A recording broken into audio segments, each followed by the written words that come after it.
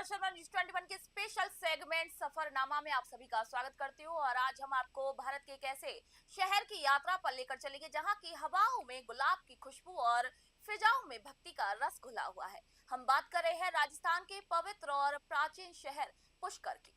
अजमेर के उत्तर पश्चिम में नाग पहाड़ियों से घिरा ये शांत शहर अपनी आध्यात्मिक ऊर्जा और सांस्कृतिक धरोहर के लिए दुनिया भर में मशहूर है। 510 मीटर की ऊंचाई पर बसे इस शहर को राजस्थान का गुलाब उद्यान भी कहा जाता है, क्योंकि यहाँ के गुलाबों का जादू विदेशों तक फैला हुआ है।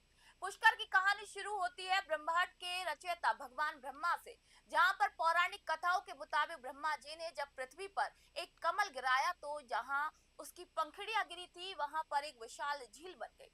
क्योंकि ये झील पुष्प फूल से बनी है, इसलिए इसका नाम पड़ गया पुष्कर। ये स्थान हिंदुओं के लिए इतना पवित्र है कि इसे तीर्थराज यानी कि तीर्थों का राजा भी कहा जाता है और माना जाता है कि यहाँ की झील में डुबकी लगाए बिना कोई भी तीर्थ यात्रा पूरी नहीं होती। जब आप लोग पुष्कर पहुंचते हैं तो सबसे पहले आपका सामना होता है मंत्र मुग्ध कर देने वाली पुष्कर झील से। अर्धवृत्ताकार आकार की यह झील 52 स्नान घाटों और 400 से अधिक मंदिरों से घिरी हुई है। यहाँ शाम की आरती देखना अपने आप में एक रूहानी अनुभव है। इसके ठीक बाद आपको दर्शन करने चाहिए जगत पिता ब्रह्मा मंदिर के। ये पूरे विश्व के उन गिने चुने मंदिरों में से एक है जो भगवान ब्रह्मा को समर्पित है। 14वीं शताब्दी का ये मंदिर अपने लाल शिखर और संगमरमर की नक्काशी के लिए जाना जाता है। यहाँ पर एक रोचक बात भी है ये कि जहाँ सभी देवताओं को नंगे पैर दिखाया जाता है, वहीं यहाँ पर सूर्य देव प्राचीन योद्धाओं के जूते पहने हुए नजर आते हैं।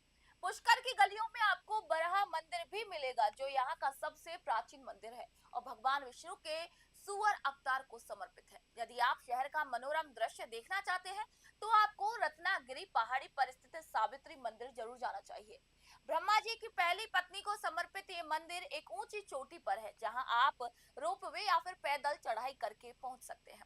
वही रंगजी मंदिर अपनी अनूठी वास्तुकला के लिए आपको चौंका देगा, क्योंकि इसमें राजस्थान मुगल और दक्षिण भारतीय द्रविड़ शैली का एक अद्भुत नजारा, एक मेल आपको देखने को मिलेगा। भक्ति के अलावा पुष्कर अपनी वाइब के लिए भी जाना जाता है। यहाँ के व्यस्त बाजारों में चांदी के आभूषण, हस्तशिल्प और चमड़े के सामान की रौनक देखते ही बनती है। साथ ही यहाँ के कैफे संस्कृति बेहद मशहूर है। झील के किनारे स्थित रूफटॉप कैफे में सूर्यास्त देखना पर्यटकों का एक पसंदीदा काम है। अगर आप रोमांच के शौकीन हैं तो रेगिस्तान में ऊंट की सवारी या हॉट एयर बलून का आनंद भी ले सकते हैं।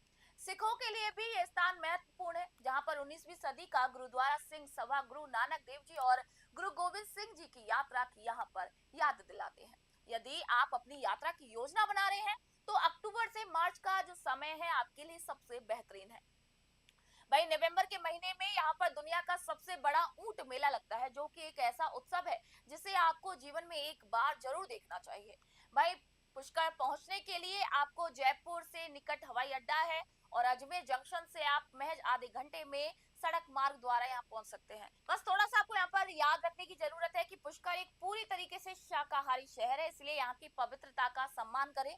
ठहरने के लिए यहाँ पर मन महल जैसे शाही विरासत होटलों से लेकर वेस्ट इंड रिजॉर्ट और जॉस्टेल जैसे आधुनिक विकल्प मौजूद हैं। तो देर किस बात की, अपनी अगली छुट्टियों में राजस्थान के इस आध्यात्मिक रत्न पुष्कर को एक्सप्लोर करना ना भूलें। फिलहाल सफरनामा में इतना ही। सफरनामा सीरीज में एक और सफर आपके साथ हम साझा करेंगे।